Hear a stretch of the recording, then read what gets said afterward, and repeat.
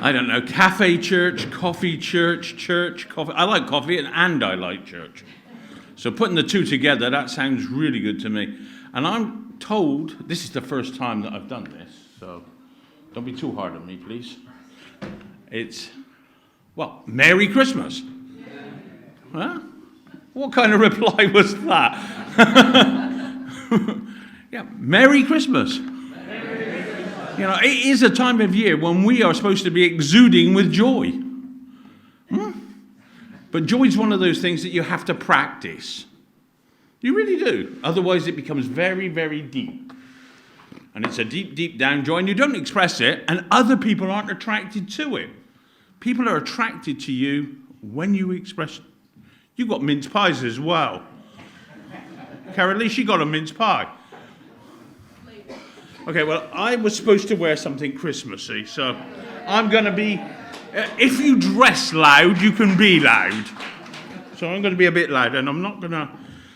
I'm going to cheat. I didn't bring my papers with me, so I'm going to... Okay. Heroes at Christmas.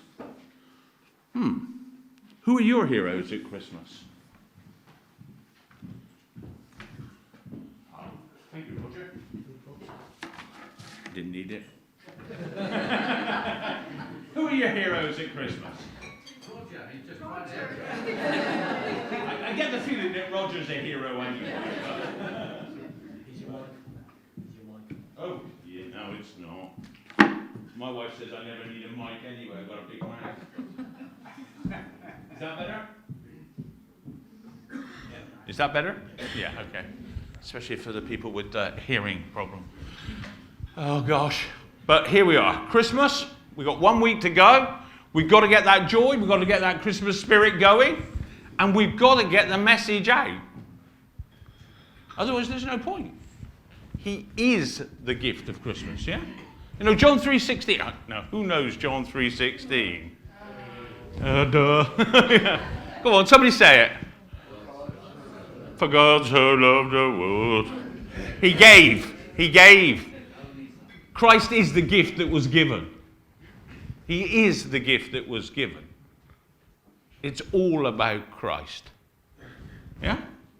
Now, C.S. Lewis, 1950-something, that's why I need the notes, 1950-something, wrote a short essay, just 2 pages, and it was entitled Xmas and Christmas. And he goes on to slam the tradition of Xmas and says we actually have 2 different feasts that are celebrated coincidentally on the same day. One worships the shopkeeper, and the other, the fullness of the deity that dwelt in a manger.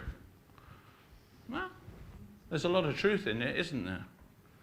You know, but you can't understand Christmas if you don't have Christ. Now, who are your unsung heroes? That was my serious bit. Now we go back to unsung heroes of Christmas. I know you know one, so I'm going to leave you to the end. Now, if you think by being quiet and hiding, you're going to get away with it, it's not going to happen. You know? So I'm going to just point at people, and you're going to tell me you're an unsung hero, or you're going to feel really embarrassed. So, who's got an unsung hero at Christmas? Joseph. You ruined that, didn't you? Yeah, no. Joseph, I mean, last week I spoke about Joseph. I love Joseph. What a man. You know, it says, before the angel, it says Joseph was a righteous man. Who does it say that about in the Bible? No, none are righteous. Joseph was as much chosen as Mary was chosen. And then you look at that culture that Joseph lived in. I'm still going to come to you for your heroes. The culture that he lived in. Are you familiar with the Middle Eastern culture when it comes to arranged marriages? His marriage would have probably been arranged 10, 12 years before. He'd have been about 15 years older than Mary. And loss of face in that culture. You know what the punishment was for getting pregnant out of wedlock? Yeah. That wouldn't go down too well today now, would it? I mean, it was a serious stoning, but It was by the family members. The entire village would gather. There are some real heroes in around Christmas in that area. And it's not just Joseph, it's all the fathers. Mary's father. Can you imagine the loss of face that he went through? And then he had to try and hide it. We don't hear very much about Mary's father. The old church tradition has some sort of saint named after him, but we won't go into that. But just the fact that he said nothing said everything. Joseph's father. They sort of went along with the game. They realized that there was something going on here, and they did the right thing. They kept quiet. Joseph, horrible situation. Horrible situation, and yet he did the right thing. And not only did he do the right thing that day, he did it for the rest of his life. We don't know how long Joseph lived. We sort of suspect that he died, sometime between Jesus in the temple at 12 and Jesus going into the ministry at around about 30. And we argue over whether it's 30 or 29 or 31. But he did the right thing. He kept quiet. Didn't get a visitation from the angel like the others. So yeah, Joseph's a hero. Joseph's father's a hero. Mary's father's a hero. God the Father, there's an easy one. We're in the church. God the Father, he was a hero. He sent his son. Yeah, he sent his son to die. It's pretty heroic. Other heroes, though. Come on. Come on. Shepherds, why were they heroes? Didn't expect that one, did you? Why were the shepherds heroes? Because they actually believed something and responded to it. They responded. They were obedient. Yeah, they responded. You ever realize that we have a completely false view of those shepherds? It's created by that sort of tableau nativity thing. We have this sort of sanctified 3 shepherds with a crook, standing, looking almost cute. Have you read the story of David? You got any idea what a shepherd was capable of doing? These were the guys that were fighting the bears and the lions. This wasn't just a couple of shepherds came down. This was the protection force. They'd come down and they were there and they were standing with the angels. And we have some cute views on angels. Yeah? Little cherubs and things like that. Go back to your Old Testament and see what an angel is. They were serious beings. They are serious beings. Other heroes. Come on. Mary was a hero. Who said that? Was that you? Why was Mary a hero? And giving birth to a pretty heroic thing anyway. It is, actually. Yeah. You don't want to go down that path. When you get married, and they say to you, it's modern to come in and be part of the birth, you tell them, no, it's not. I did that once. It was very silly. I didn't do it again. You can't do anything about it. In fact, when we were in Albania, one of the things that we talked about at one point is they would not allow a man in the hospital or anywhere near the hospital on the day his wife was giving birth. And I thought, well, why? At the time, Carolee was trying to persuade me, she was pregnant, that I should go to our first child's birth. And I was trying to look for a way out of it, to be honest. I didn't get one, but I was trying. And I tried to look for this way out.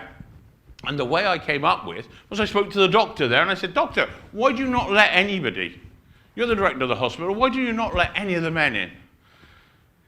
And he said, well, quite frankly, Ian, it's a painful thing. And if the husbands come in, they see their wives in pain, and most of them, not all of them, feel bad about it, and they come up to me or one of the other doctors and they slip a bit of money in my pocket. And I'm supposed to make the pain go away. And I can't. And the pain gets worse. And the guy gets annoyed because he's already given a $5. So he comes back and gives another. And the pain gets worse. Because it does. We do acknowledge pain, but it's painful. He said, by about the third $5 or 500 lek that's gone in the pocket, the guy is getting mad. Because now he's invested and you have not taken the pain away. And so the doctor gets a punch on the nose. So we don't allow them into the hospitals. But Southfield was a little bit different. It didn't matter how much money I gave them, they made me go in. But no, But heroes at Christmas, there are plenty of heroes at Christmas, and that's without leaving the Bible. Come on, some non-biblical heroes at Christmas. Doctors. Yeah, especially the ones that don't take the 500 lek. Yeah. Paramedics. Yeah. Sorry? Yeah, they're heroes all year round. Oh gosh, yeah. Midwife at Christmas, that'd be a horrible task, yeah. That's heroic. Mums? Yeah, mums are heroic.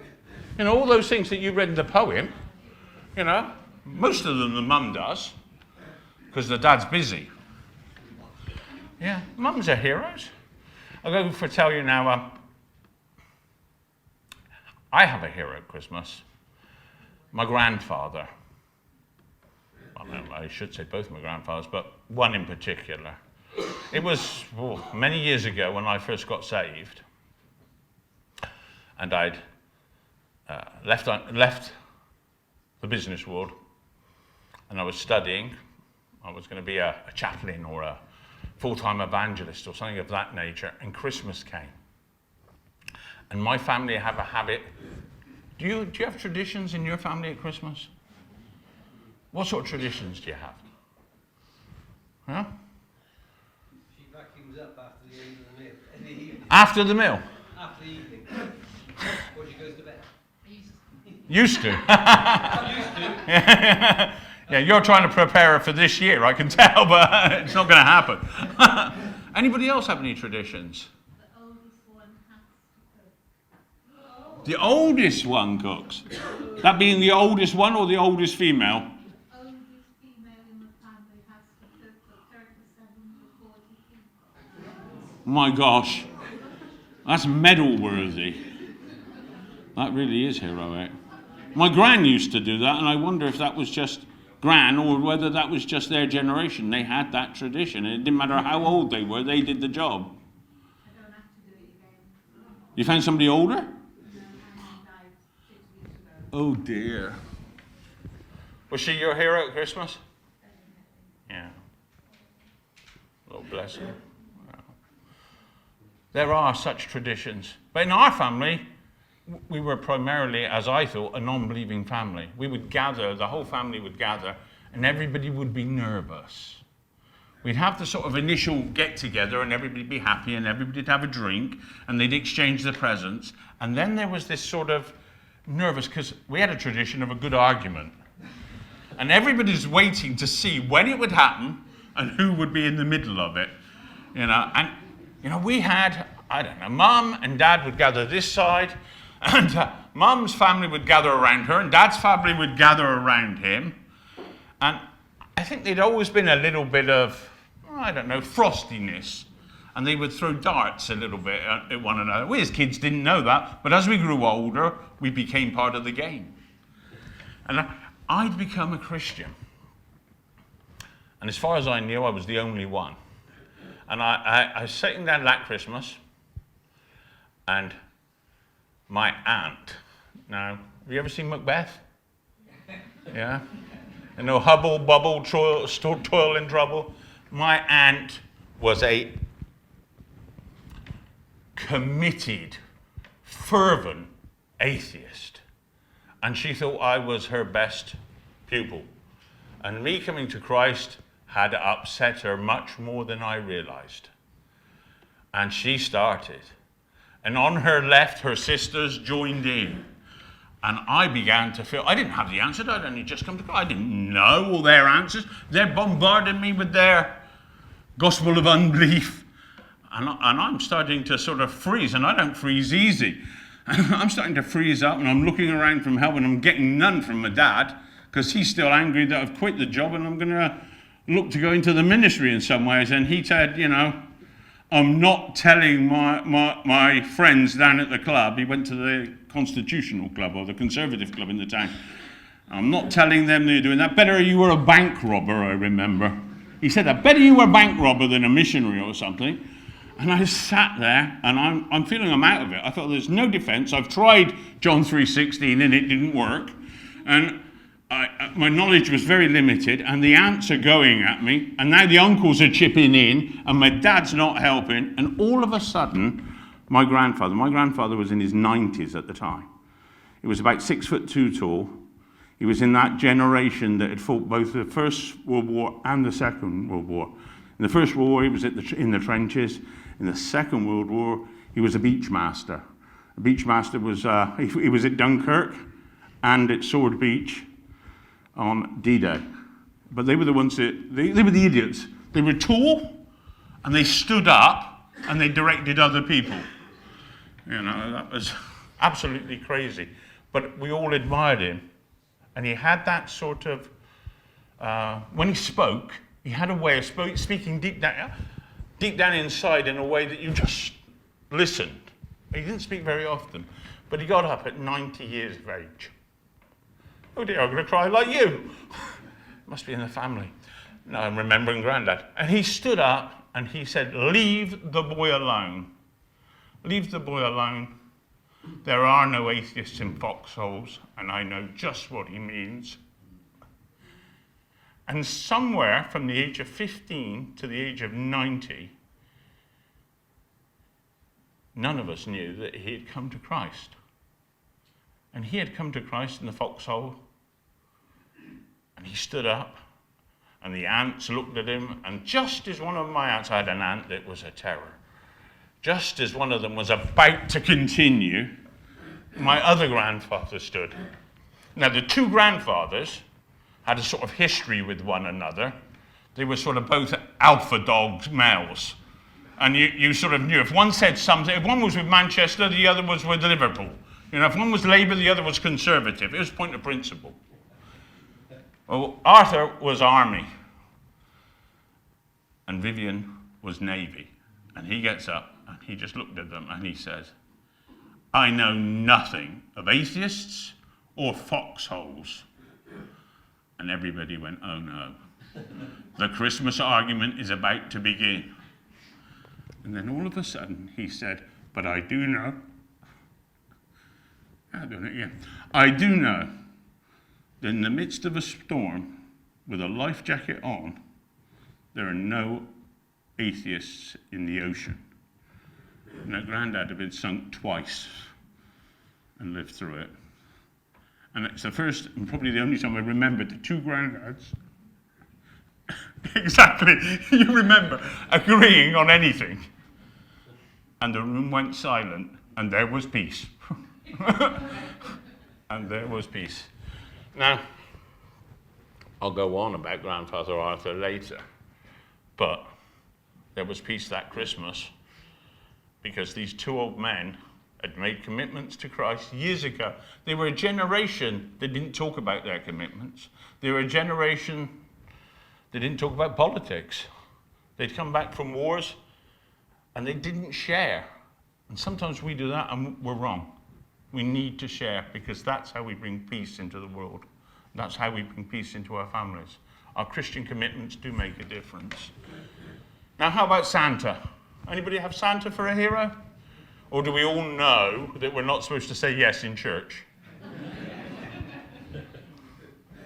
No. But you know, C.S. Lewis said Santa is our biggest ally in presenting Christmas.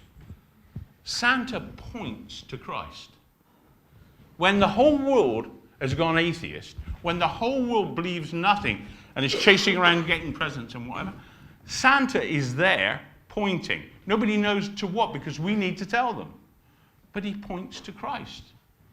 He points to Lewis in his book, who's read the Chronicles of Narnia? You're good Christians. We must have read the Chronicles of Narnia. The Chronicles of Narnia, Santa's a good guy, yeah?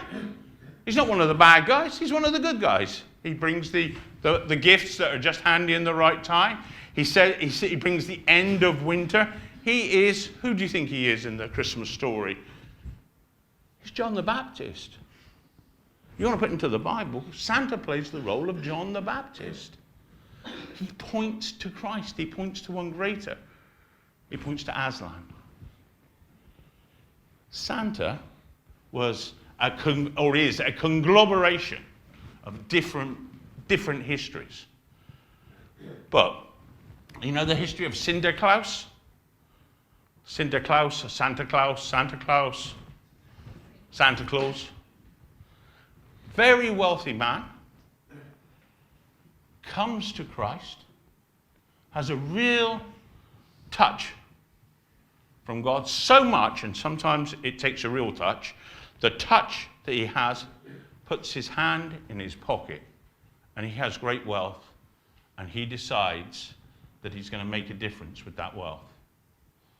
And he deserves to be remembered, because Santa Claus lived in an area of the world that was particularly poor, and he saw that in society one of the biggest problems was the young women couldn't get married. And the young women couldn't get married because they didn't have a dowry, they didn't have any money to give out. And that was the tradition. If you didn't pay, you didn't get married. The families were very closed in that way. So he went around town and he would give a sack of gold, a sack of coins here, but he would never do it openly.